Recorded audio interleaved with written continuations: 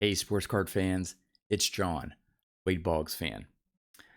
About a week and a half ago, I did a video where I asked you to ask me any question you want related to my Wade Boggs collection, my vintage collection, the hobby in general, you name it. And I got a great number of responses and questions. So this video here is answering those questions. So let's first start off with a question from Brian Phillips. And Brian wants to know how many different starting lineups were made of Wade Boggs? And did they make any McFarlane figures of Boggs? No, McFarlane didn't do any figurines of Wade Boggs. It's too bad. They have some nice figures that they released, but no, they never did one of Wade Boggs. As for starting lineups, there are 5 different starting lineups that were made of Wade Boggs, and of those, there are different variations in packaging. I don't have the packaging variations, but I will show you the different starting lineups. This is the first one from 1988. It's in a home jersey, and there are 2 variations to this packaging. The first one is right there. There is an advertisement that if you send in, I think it's 5 UPC codes from the back, they would send you a facsimile autograph ball from the All-Star game. And the second variation, which is a lot harder to find, is the Canadian version. And the top part here where it says starting lineup, it's in French. So that's the first one. The second one is from 1989, and it is him in his away uniform. Now, the other variation to this packaging is this is, I believe, only the second one that has a Canadian version where the starting lineup again is in French. There was a second one produced in 1989, and this one's called One on One. And it's a dual player. This one happens to be with Don Mattingly. So it's sort of an action shot where Wade is covering presumably third base, and Mattingly is sliding into third there. Then we have, that was from 1989. Then 1990 had his fourth starting lineup, and this is with him in a home uniform fielding. And then his last starting lineup was from 1994, featuring him in a Yankees uniform. So that's the only one in a Yankees uniform. So great question, Brian. The next question comes from Wildcat72 Cardboard, Scott. Scott wants to know, where did you get your lifelike cardboard cutouts of Wade Boggs that are displayed in the background? And that's the cardboard cutout that you see there. And the second one is back there, sort of out of the camera view. Scott, I found both of those on eBay over the years. In fact, they don't show up too often, although there was one that showed up maybe a month or 2 ago. I didn't go after it. I didn't need a third one, but there was a fellow Boggs collector who didn't have one, and I believe he was able to pick that up. So next one comes from Lions and Sons Sports Cards, and they want to know, how many times have you got to see Wade Boggs in person? I've had the pleasure of meeting Wade 6 times. Was hoping number 7 was going to be at this year's National, but again, because of a scheduling conflict, Wade's not able to attend this year. I've actually got to meet him more times at a Northern New Jersey show featuring a bunch of former Yankees players. And since I live in Pennsylvania, it's a lot easier for me to drive over to that New Jersey show. So I've seen him there 4 times, and I have seen him out at the Chicago National twice. Next question comes from A's fan Jim. And Jim wants to know, if the opportunity presented itself, would you invite Mr. Boggs to visit you and see your collection? Absolutely. Wade, if you are watching this video, you have an open invitation to come visit and check out the Boggs room here. Some of you may know that I actually invited Wade to my wedding a little over 3 years ago. He politely declined. He had something on his schedule. It was actually, he was celebrating his 60th birthday. His birthday falls about a week after when I got married, and I believe he was going on an Alaskan cruise. Although, to be honest with you, I'm not sure he still would have come even if there wasn't a scheduling conflict. But anyway, he was gracious enough to reply. I think the one problem with Wade coming to visit is I live in central Pennsylvania, pretty much in the middle of nowhere, no real major cities. So it would have to be almost a specific trip to come see me, which I do not see happening. Chances are of him being quote unquote in the area are pretty slim. But yeah, would love an opportunity to show Wade my collection in person. All right, the next question comes from the Card Closet, and Eric wants to know, would you give Wade Boggs your Boggs collection if he asked for it? That is a toughie, and my answer to that is I don't see him ever asking for my collection. The reason being is, one, he probably doesn't have the space to display all this stuff. And second is, I actually think he likes the fact that there are us fellow Boggs collectors, we call ourselves the Boggs Trust, that we're helping to preserve the career of Wade Boggs through memorabilia and baseball cards. And I think he just enjoys us doing that and sort of honoring him, if you want to call it that, rather than him owning all this stuff himself. But very good question. All right, next one comes from RJ Collects Sets. And he wants to know why Wade Boggs, and if not Boggs, who else? I've talked about how I got into and started my Wade Boggs collection in various videos, so I'll just try to give maybe a concise or more shorter response here. It was in the late 90s. I didn't have really a collecting focus at that time. I collected some factory sets, I bought packs, I just collected cards, but no real focus. And at that time, there were multiple card companies, and each card company was making multiple sets. It was just getting too much, and I told myself I needed to find a focus. So I decided to focus on a single player. And at that time, I had a decent amount of Boggs cards because, again, around 87, 88 was toward the end of his career, and I had been collecting cards throughout Wade's playing days career since 83. So I had a decent number of his cards, was a fan of the Red Sox, just love how he played the game, could hit for average, had a great eye at the plate. And so I just said, yeah, let me see how many Wade Boggs cards I can collect. And 20 plus years later, here I am. But if it wasn't for Wade Boggs, knowing the time frame that I decided to start a player collection, again, the late 90s, I probably would have picked Tony Gwynn. Because again, right around that same time, he was chasing 3,000 hits. I want to say that Gwynn did it the day before.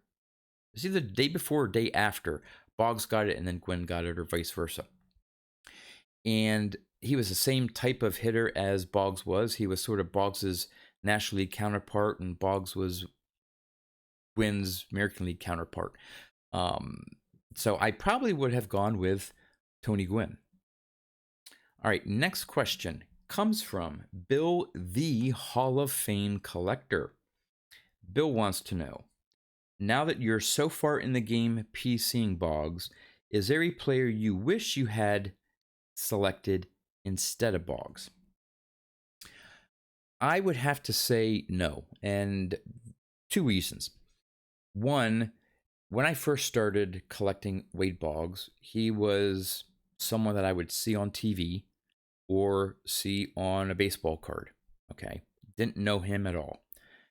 Now that I've had a chance to have some interaction with him, meet him a few times, interact on social media, know that he is really a great guy, really nice guy, and truly appreciates his fans. I have no doubt that this was the way for me to go. But, well, the other thing is that again, right around that time period, the late '90s, some of the options for being a player collector would have been Ken Griffey Jr., Barry Bonds, Mark McGwire, Cal Ripken Jr., those types of players. And if I had started PCing those players, one, it would have been knowing what I know now about how the market sort of exploded with autograph cards, game use cards, low serial numbered cards, and all that stuff. Um, it would have been a much more expensive collection, or I would not have had the funds to build up a collection like this of those players.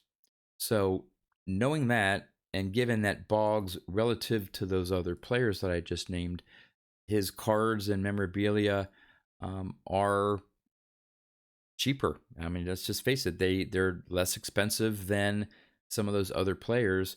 I've been able to build up a collection like this with reasonable, somewhat reasonable cost.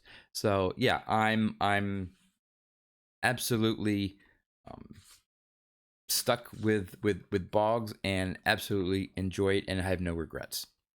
All right, next question comes from Lou Rock TV. And Lou wants to know, besides Wade Boggs, who are the players you buy every chance you see? Well, I don't really have a second player in line. I don't have a second player PC. At this point, and this has only been over the last maybe year and a half, is I've gotten into vintage cards, vintage Hall of Famers, PSA graded vintage Hall of Famers. So I would say that right now, that if I'm not going after a Boggs card, I'm going after a vintage Hall of Famer in a PSA slab.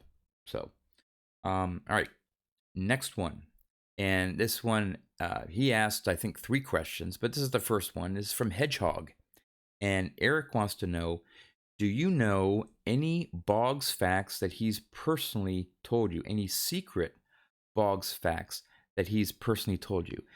No, as I mentioned, we interact on social media. I've met him a few times, but no, I'm not that close with Wade that he shared any secret details with me. Or has he? Next question. This comes from Mozzie22.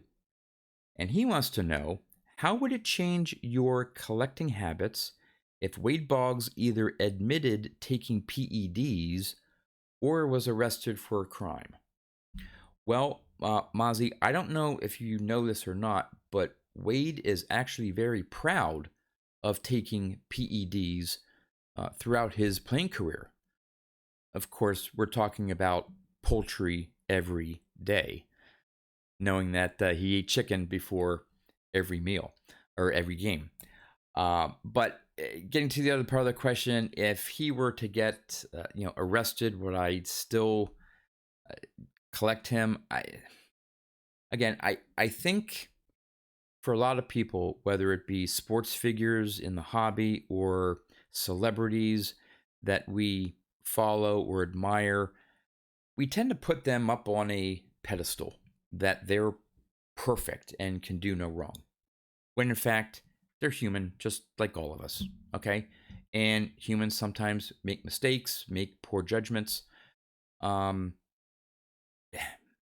knowing Wade as I do, um i I don't see him doing something where he would get arrested, doing something especially really heinous that would be front page news and all over the tabloids that Wade Boggs is arrested for something. I, I actually don't see that happening. Now, a small minor thing or something, again, we're all human. We all make mistakes. Given that, I would probably continue. It would have to be something major for me to stop collecting Wade Boggs. But good question. All right, next one is Wrigley Regular and Russell. He has, which is a somewhat follow-up question to the last one. Do you eat chicken before recording every video? Sort of like Wade Boggs having chicken before every game. Well, my wife and I's favorite food is chicken. And we could eat chicken every day of the week. We don't, but I would say the majority of the week, we tend to have some type of chicken meal. So chances are that most of my videos, yes, in fact, I probably have had chicken before recording my videos. All right, this is Hedgehog's second question that he asked. How do you feel about the It's Always Sunny in Philadelphia Boggs episode? And what is his favorite beer? Well, his favorite beer is Miller Lite. As for that episode of It's Always Sunny in Philadelphia, I have watched that episode, and I first had some mixed reaction to it. One, it was funny, and I get it, and Boggs, outside of his on-field performance, yes, there's this thing about him, drinking so many beers on a cross-country flight, and which is what that episode is based on.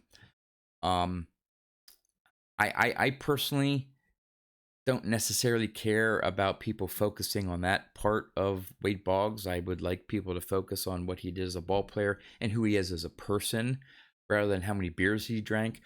But the fact that he actually participated and was part of that episode, little tongue-in-cheek thing like that. So because he played a part in it and said, "Hey, yeah, this is fine. This is funny or whatever."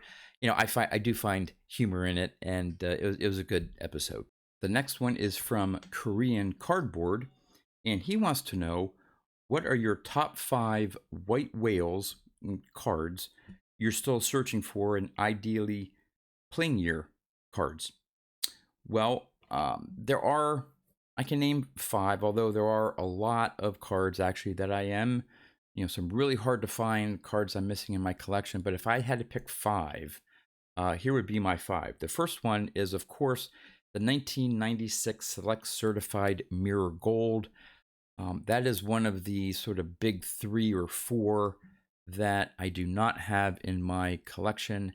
And as player collections go, for players that had a card in that set, that is like the penultimate card to have in your collection. There are only 30 made. And it is rare that you see one show up.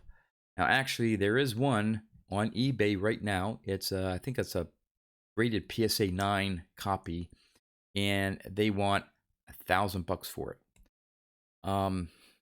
I just, even if I had $1,000, I've never spent that much on a Wade Boggs card, and I just don't see myself. I don't need that card that much in my collection to justify spending that much on it. Would I like to someday have that card in my collection? Yes.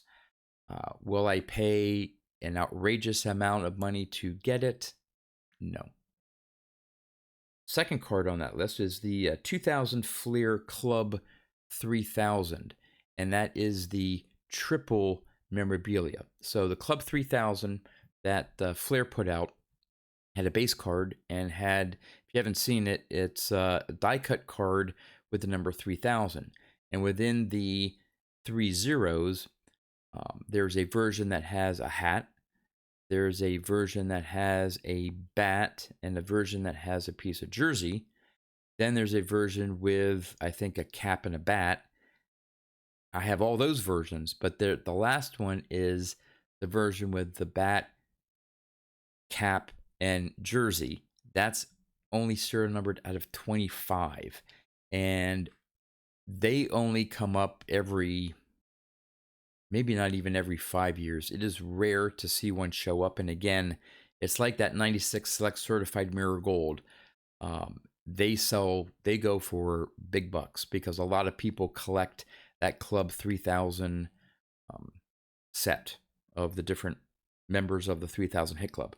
The third one would be the 2000 Ultra Fresh Ink triple autograph card with Tony Gwynn and Nolan Ryan. I think that's serial numbered out of 100. I think my one friend, Jeremy, fellow Boggs collector, picked one up at the 2019 National. I don't want to say what he paid for it, or I think he traded some cards and made some deal or whatever. But again, that card's way above my price range. Would love to have it as part of my collection, but I just don't see it happening. The fourth one would be, and this is another card that a lot of collectors try to collect, this set of all the Hall of Famers, so there's a lot more competition than just other Boggs collectors, and that's the 2000 Upper Deck Piece of History cards. Now, I have the base one with a bat piece. I think that's serial numbered out of 250. Would love to have the one that has I think they're both bat pieces of Wade Boggs and Tony Gwynn, serial numbered out of 99. Those go for a pretty penny as well. But I also wouldn't mind getting the bat cap combination of Wade. Now that's serial numbered out of 50. I think the last time one of those came up, that one went for a lot as well. So not sure if I'll get either of those two at all to add to my collection or not. The last one is maybe a little bit surprising. It's not an expensive card, or at least it shouldn't be. I just can't find it.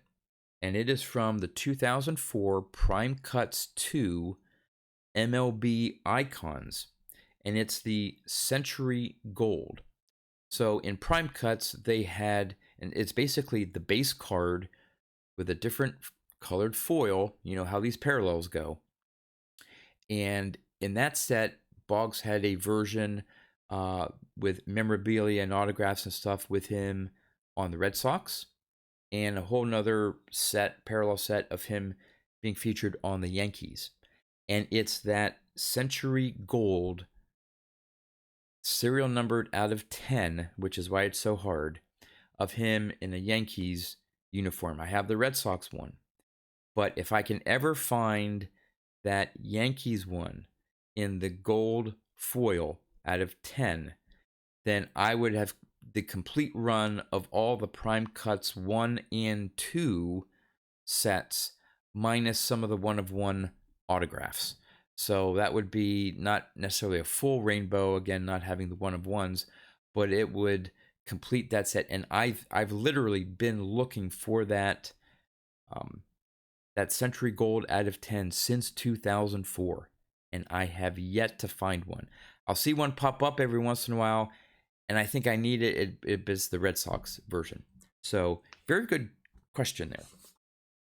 All right, we're getting towards the end here. And the next question is from Topps Vintage 316, Brian. Brian wants to know, do you have a plan as to what happens to your collection once you have passed away? And it sounded like he was a little maybe nervous about asking that question, or whether he said it was maybe a morbid question. Actually, it is a very good question, and it's something for all of us collectors to think about. So, two parts to this question. One is I currently have my collection insured. All right, so that's the first thing. If you have any substantial collection, you should probably get it insured. Now, I have a rider on my homeowner's policy that covers contents. I pay a little bit extra premium per year, and I get a little bit of an extra coverage, but it's not enough to cover what I feel the value of my collection is. So I actually have a separate collector insurance, and the name of I think it's called Collector's Insurance. You can maybe Google it. They may actually have, I know they've displayed in past nationals, so they may have a booth this year. I'm not sure. Collectibles Insurance. Anyway, I have a specific insurance policy with them for a larger amount commensurate with my collection. So that's the first thing.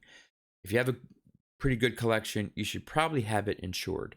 The second thing is, yes, I do have a will. My wife and I, about 2 years ago, shortly after we got married, we did make wills. And actually, at this point in time, this entire collection you see behind me is going to go to my son. Um, he's he knows what this collection is and means to me. And at one point in time, he collected cards himself. He's now in college and he has other things on his mind. But what he ultimately does with this collection, it won't matter to me because I won't notice. I'll be gone. But yeah, all of this is going to my son. So again, another thing to think about of it's all going to happen, at some point in time, hopefully way down in the future, but definitely something you need to think about if you are a long-term collector and have built up a pretty sizable collection. What will happen to that when you are gone? So, Brian, actually, very good question. Next one comes from Mark Santucci. And Mark wants to know, who is your favorite Mets player, current or past? I've been a Mets fan. Again, my National League team is the Mets. American League is the Red Sox. Been a fan of the Mets since about 82, 83, when they first started building that really good team that ended up winning the World Series against the Red Sox in 86. I'd have to say my favorite Met of all time is probably David Wright. One, the Mets have a history, and it's typically a bad history, of signing free agents, paying way more for a free agent than they're probably worth. They come to New York and play crappy for the Mets. That's just their MO. David Wright came up through their farm system and played his entire career with the New York Mets. And I think, unfortunately, if he didn't have the back problems, I don't know if they were very similar to Don Mattingly, but just like Don Mattingly, I think David Wright was on track for a potential Hall of Fame career until injuries just shortened his career. And I always loved his positive attitude. Never got to meet him at all, but from what I heard, he's a really nice guy, was really great to the New York Mets fans, and was a pretty decent ball player. Currently, I just love Jacob deGrom. I mean, the guy is amazing. I hope he can keep he's had a few injury scares this year. Hope he can keep it together. He's on his, knock on wood, he's on his way. You have to think to another Cy Young, and who knows, people are chanting MVP and all that stuff. Still way too early. We're not even at the All-Star game yet. But man, he's putting up some great numbers again. Great, phenomenal pitcher. Next one, and this is Hedgehog's third and final question. Eric, thanks for participating. These are great questions. His third question is, how do you organize your cards, and are your Boggs cards organized differently than your other cards? I have to say yes, my Boggs cards are organized a little bit differently, only in the sense that my Boggs cards are really organized. My other cards are not as well organized, but the way I organize my Boggs cards is in order by year, and then within the year based on alphabetically by set, and then within the set by card number. My other cards, it's sort of a hodgepodge. Somewhat similar. I'll try to order things by year and by set, and within the set, try to have that in order number. But I tend to pull out cards and start little mini player groupings. So I'll right now, since I'm on Hall of Fame, mini collections with PSAs. So I've gone through some of my cards, and if it's a Hall of Famer, I'll break it out of my normal organizing and start some boxes of just Hall of Famers, and even those have gotten a bit disorganized. So yeah, I'm really good at my Boggs collection. Everything else is somewhat organized, but again, typically year, then by set, then by card number. Nate Bellinger he chimed in and had a question. How do you know what cards are out there so you can complete a particular collection without searching Google? Well, Nate, I did a video, I don't know, maybe a month or two ago. I'll put it in the description of this video, and it involves, I believe the video was dealing with how to be a player collector and making a checklist. And I gave some resources of where you can go online and you just type in a player's name and it'll present all the cards, or a lot of their player cards, and you can build checklists that way without having to do specific Google searches of each year or card or set, and see if he's in there, a particular player. But those websites that I had in that video are really good sources to start off to building a checklist for that particular player that you're looking to collect. All right, 3 more questions. And this next one is from Vintage Cards Steve. I love how he supports my channel. Really appreciate it, Steve. And his question is more of a hobby supply related question. He wants to know, do you think the price of supplies will get any lower? I think they will, Steve. I think just like everything in the economy, price is dependent upon supply and demand. Relatively speaking, I know it's a sort of a simplistic viewpoint. There are other factors in there, but basically it's supply and demand. All right. If there's a great supply and less demand, you're going to be paying higher prices for something, and vice versa. If there's an oversupply and lack of demand, prices will come crashing down. I think we saw last year during the pandemic with the just large volume of people coming into the market, but actually submitting cards to PSA. You need the supplies. You need either the penny loader and top loader or the card savers. Just you name it, different supplies. There was just a flood of demand.